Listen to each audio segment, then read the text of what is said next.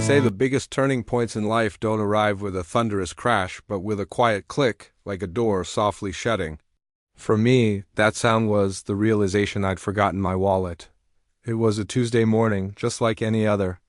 I was on my way to work, planning my usual stop at Meadow Lane Cafe. I loved that place, the smell of freshly ground coffee, the low hum of conversation, the familiar jazz music that always seemed to be playing. It was my pre-work ritual, a small pocket of peace before the chaos of the day. The night before, my wife Mia had told me she'd be working late. A new deadline, she'd said, planting a quick kiss on my cheek. I didn't question it. We'd been together for 6 years, married for 3. If there was one person on this earth I trusted implicitly, it was her. But life has a funny, often cruel, way of showing you the truths you'd rather not see. I walked into the cafe, my mind already on the espresso I desperately needed. My plan was simple: order my coffee, realize I'd forgotten my wallet, and then head back home to get it. But as my eyes scanned the familiar room, my plan and my entire world fell apart.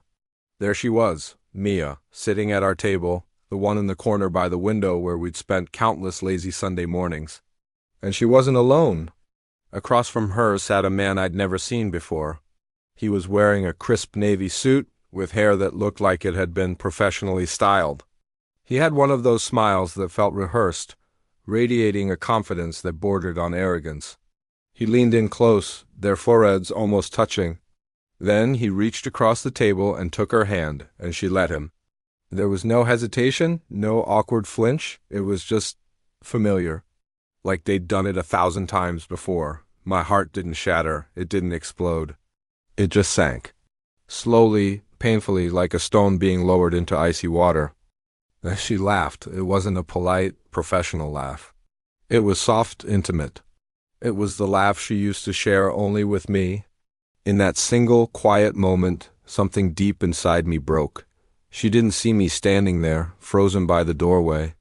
Or maybe she did, and simply chose to look away. I'll never know for sure. I backed out of the cafe as quietly as I'd entered, feeling like a ghost haunting my own life. Back in the car, I just sat there, my hands trembling on the steering wheel. My mind raced, trying to find an explanation. Maybe it's a misunderstanding. Maybe he's just a coworker. Maybe it's all innocent. But my eyes hadn't lied. The image of their hands clasped together, of her intimate laugh, was burned into my memory. When I finally got home, the house felt different. It was hollow, empty. Everything reminded me of her. Her sweater was draped over the arm of the couch. Her favorite coffee mug sat by the sink. The faint scent of her perfume lingered in the air. I didn't feel anger, not yet. I didn't want to scream or throw things. I just felt a profound, chilling emptiness. I didn't call her. I didn't send a furious text. I didn't demand an explanation. Instead, I picked up a pen and a small piece of notepaper from the kitchen counter.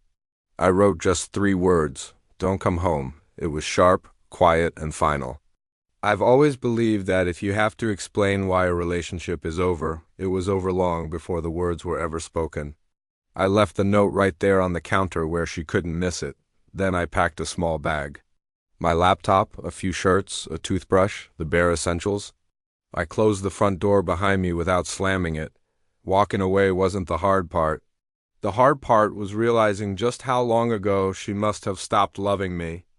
I drove with no destination in mind, just aimless turns down unfamiliar streets until the city lights blurred into a long, continuous streak. My phone buzzed in my pocket. Once, twice I ignored it. I knew it was her. By noon, I found myself pulling into the parking lot of a cheap roadside motel. The curtains were stained, the sheets were clean enough, but the room was perfectly, blessedly quiet. There were no memories of her here. I sat on the edge of the bed and waited for the anger to hit me, for the rage to boil over, but it never came. Instead, an unexpected feeling washed over me: relief. Around 2 in the afternoon, my phone lit up again, a text from Mia. "Ethan? What do you mean, don't come home? What's happening?" I stared at the message, thinking about the fingers that typed those words, the same fingers that had so easily intertwined with another man's. I didn't respond. Hours crawled by. Another message appeared. "Please talk to me."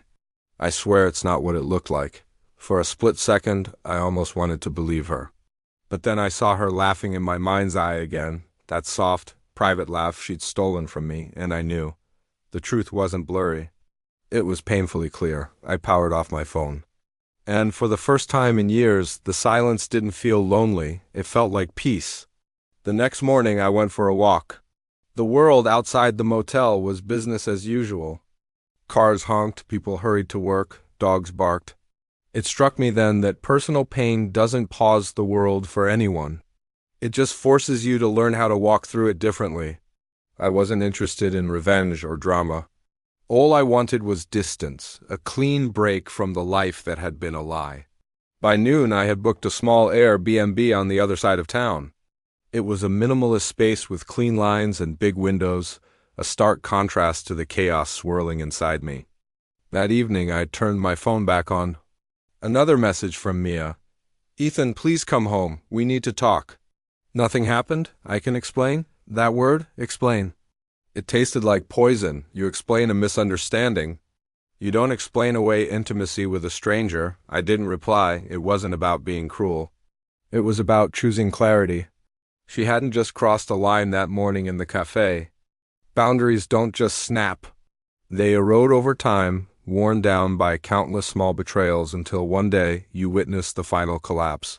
The days that followed were quiet. I started rebuilding my life, piece by piece.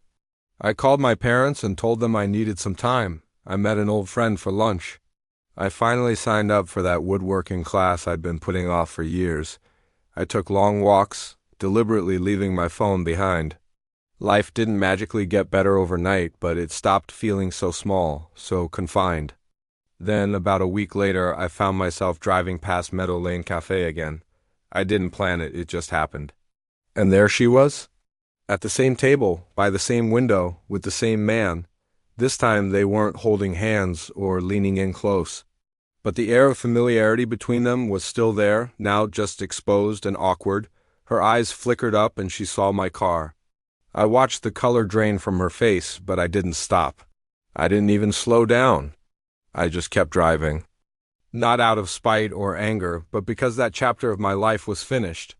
It was behind me, done that night. Back in my little Airbnb, I opened a journal for the first time in years. I didn't write about her or the betrayal or the loss. I wrote about me.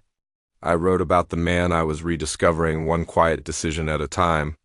And in that moment, I had a painfully beautiful realization. For years, I thought she was my home. But home isn't a person who lies to you. Home is the life you build for yourself after you find the strength to let them go.